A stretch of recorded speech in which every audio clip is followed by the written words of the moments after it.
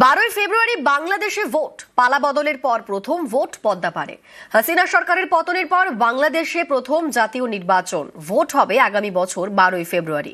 জাতীয় সংসদ নির্বাচনের সঙ্গেই একই দিনে হবে জুলাই জাতীয় সনদ বাস্তবায়নে গণভোটও। বৃহস্পতিবার ভোটের দিন ঘোষণা করেন বাংলাদেশের প্রধান নির্বাচন কমিশনার। আগেই আওয়ামী লীগকে নিষিদ্ধ ঘোষণা। ফলে বাংলাদেশে ভোট ময়দানে নেই দেশছাড়া হাসিনার দল। ভোটের জন্য মনোনয়নপত্র জমার শেষ দিন 29 ডিসেম্বর।